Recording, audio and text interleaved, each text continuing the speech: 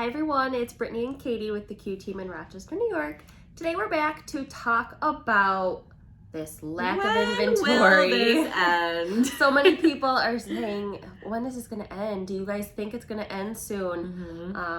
How long should I wait? I know. If I'm just frustrated and I am ready to throw in the towel and give up, how long do you think I'm waiting? Right. And we think you'll be waiting a while, unfortunately. Right. And so I guess we do a lot of research on this kind of stuff and get a feel for, there are experts that are in the housing industry, real estate industry, that forecast these things and look at all the trends and look at what's going on to kind of project their best, educated as guesses best they can of, what the markets are going to do in the next few years.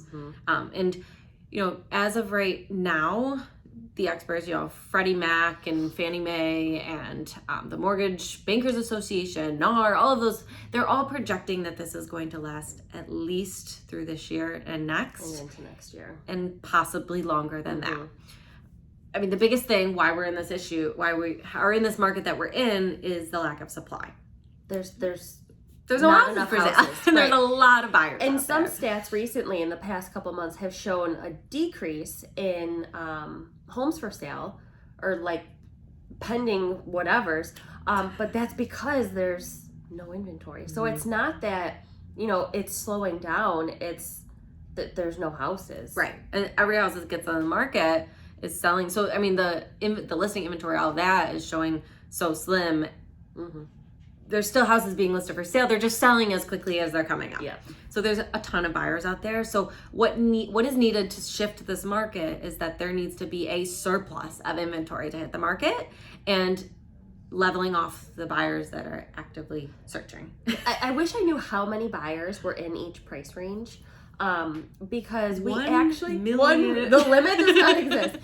We actually have had more inventory this year than last year, but we Believe also it or have not. more buyers, so it doesn't feel that way.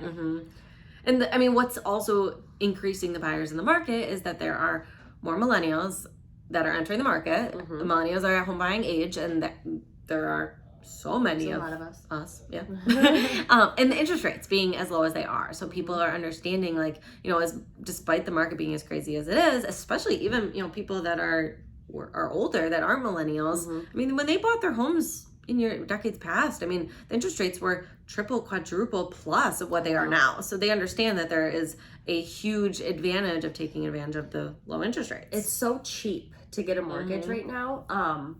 And that's why we're seeing so many buyers who are like, you know what? Yes, these prices are increasing, but that's just the way of the game. They're just increasing because there's a lack of inventory. Right. So that's just our reality. So that's what we have to pay. But the interest rates are so much lower than they have been in previous years that it's still more affordable to buy with these, I'll call it elevated prices, but I think it's just their market value still.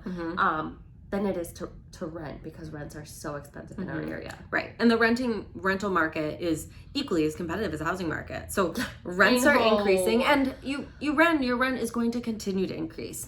And I guess the point we're trying to make is that there isn't necessarily a very near foreseeable end to the way that the market is. Right.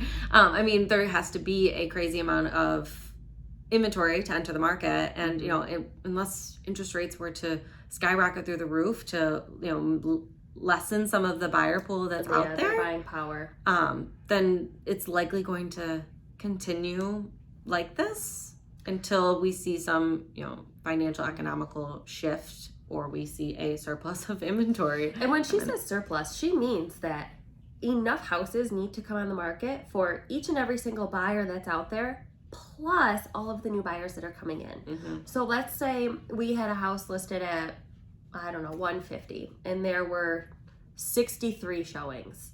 You know that there's at least 63 buyers in that town, in that price range, that are looking for a house. That were interested in that particular house too. So that, not everyone is going to be interested in that. But so that means in that town, we probably need at least 100 right now, plus the buyers that are coming in. Yeah. So it's an insane surplus. We need so many listings in order for this to start to level out. Or, good point, that interest rates to increase to the point where people's buying power is much less, and that might naturally push some buyers out of the market. So the moral of the story is, if you're thinking of buying, you're thinking of waiting. I have heard a lot of people, they're like, I'm just going to wait for the market to cool off. Or I'm going to wait for this housing bubble to crash. It's not a bubble. Crashing. It's not going to crash. And the longer you wait, I think the higher the prices are going to go up. Yeah. So we have already seen it. Even over the past year. People that waited a year ago to today, they're kind of like, shoot, I should have bought a year ago. Yeah, because a year ago, people were, I mean, if we would have never guessed that offers were going 50, 60 plus over asking a year ago at this time. It wasn't that insane. So so don't wait. Yeah, don't wait. I say take advantage of the interest rates while they are still low versus waiting, a year, 2 years from now where we might not see this being any less. You might have a higher interest rate and you might be paying a higher price. Yeah. So ultimately, I think if you take advantage of sooner than later, you will come out on top in the long run. I know. That's a good point. Let us know. We're here to help you. We're here to guide you through the process and make you come out on top to be able to take advantage of. It's a hard market out there for buyers, but there are still so many wins that make it all worth it. It's still rewarding, which is why I think people are not depressed. Yep. We might be, but no, I'm just kidding. All right, so like, share, follow, share it with someone that you think has talked about waiting, and we can kind of guide them through to see what makes the most sense for them and how they can actually come out on top by maybe buying sooner than they thought.